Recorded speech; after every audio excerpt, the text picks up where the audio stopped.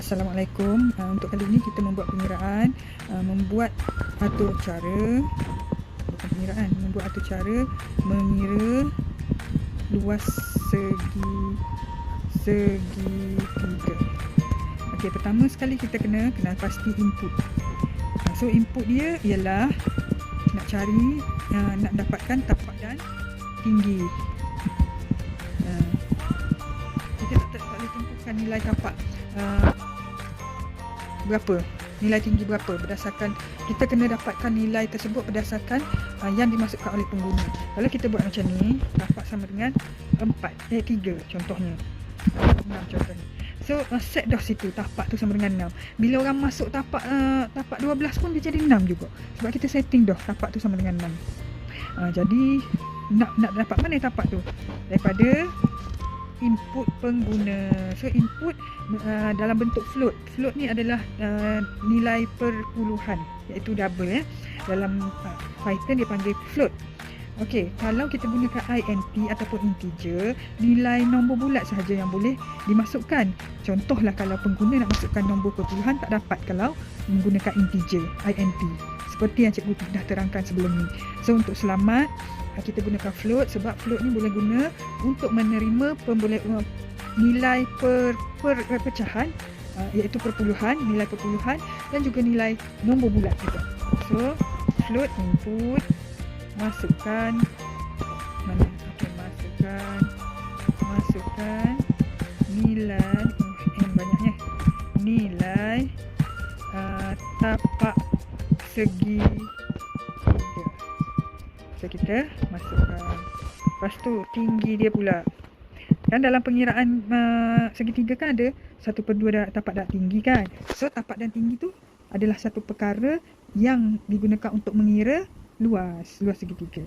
Okey, float. Jadi kita buatlah dia sebagai pemboleh ubah, kan? Okey, masukkan pembuka kata, penutup kata ni untuk memaparkan. Bila kita run dia papar.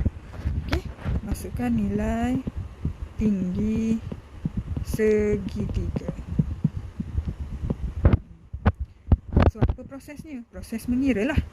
Hash proses mengira. Nak mengira tu kena masukkanlah formula segitiga. Okey, kenapa cikgu letak underscore sini? Sebab nak merapatkan ataupun menyambung dua perkataan. Luas ni satu perkataan lain, luas satu perkataan lain, segitiga ni satu perkataan lain. Jadi nak menyambungkan dia menjadi satu pemboleh ubah, kita kena gabungkan dengan underscore, ataupun kalau kita nak rapatkan pun boleh macam ni. Dia akan jadi satu perkataan. Sebab pemboleh ubah kena ada satu perkataan, dan juga kalau nak gabung dua perkataan, kita kena letak underscore ataupun rapatkan. Kalau space, dia jadi dua pemboleh ubah. Dua pemboleh ubah, dia tak terima lah. Dia kena register lain-lain lah. Satu luas, satu segitiga, gitu. So ini satu pemboleh ubah yang akan mengira 1/2 darab. Darab ni star, tapak, star, tinggi. So kita kena tahulah formula untuk tapak dengan luas tu. Okey, lepas tu outputnya adalah, output tu hasil hasil daripada pengiraan tadi kita paparkan. So kita paparkan luas segitiga adalah, okey, lepas tu selepas tanda pembuka kata tu, kita komakan, kita letakkan pemboleh ubah yang jadi tajuk pengiraan tadi. Ini tajuk dia kan, tajuk pengiraan untuk mengira ni kan, tapak dan tinggi darab 1/2 tu. Ini tajuk dia ni, kita letak di sini. Yang ni kita letak di sini. Okey, yang ni kita letak di sini. Okey, so dia akan keluarlah nilai yang pengiraan ni keluar, masuk dalam ni. Yang ni dikira sini. Okey, so tengok so kita runkan. Masukkan nilai segitiga, tapak 3. Nilai tinggi 6. Luas segitiga adalah 9. So okey dah, itu saja. Okey, untuk membuat pengiraan luas bulatan pula. Okey. Atur cara mengira luas bulatan. So apa yang kita perlukan? Input dia adalah jejari. So letaklah, nak letak J saja pun tak ada masalah, pun boleh ubah ni. Satu huruf pun boleh. Okey. Float input. Ni input kan. So kita kenalah tulis input. Masukkan. Bila kita letak satu je huruf, kita kena tahulah huruf tu untuk boleh ubah apa. Jejari ke, apa ke, kan. Masukkan jejari. Okay. So pengiraan dia apa? Luas segitiga. Proses. Tadi input tadi okey dah. Input dah settle. So satu je lah inputnya. Prosesnya ialah mengira luas bulatan. Bulatan dah. Bulatan sama dengan apa dia? Pi J kuasa 2 pi darab J darab J. 2 kali J. Okey. Pi ni mari mana pula ni? Tak ada nilai pun pi. Sini dia tak kenal pi. Pengatur caraan ni dia tak tahu pi tu benda apa. Jadi kita kena register dekat sini. Pi tu adalah satu pemalar, bukan pemboleh ubah.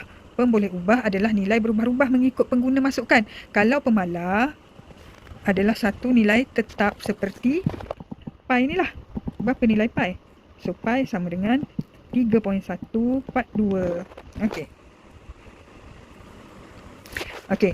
So bila kita dah register, dia pun tahulah pi ni ambil daripada sini. Nilai pi ni.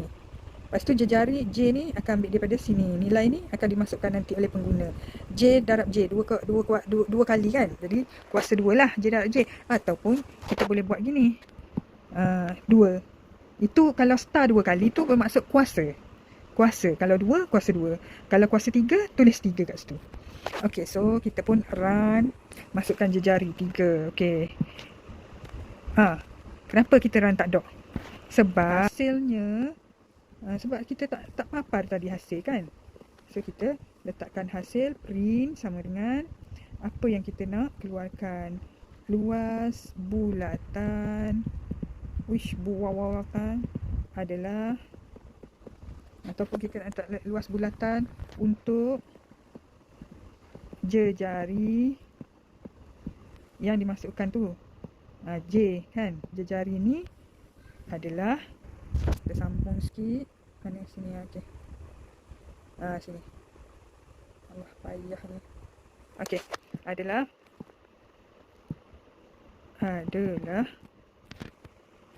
letak luas bulatan sini. Di sini dia akan letak jejari, nilai jejari. Di sini dia letak bulatan. Okey. Bulatan, luas bulatan tu akan dapat daripada sini. Okey. So kita runkan dia. Jejari 3, enter. Luas bulatan untuk jejari 3.0 adalah 28.278. Kita kira Pi 3.142 darab 3. Jejari darab 3. So 28.278. Okey. Itu saja. Okey. Jangan lupa satu lagi, lepas awak buat semua, tolong letakkan nama. Okey, contohnya Tuan Azian, kelas 2 Al-Jazari. Jasari pula tu. Jazari. Okey, itu saja. Terima kasih. Assalamualaikum warahmatullahi wabarakatuh.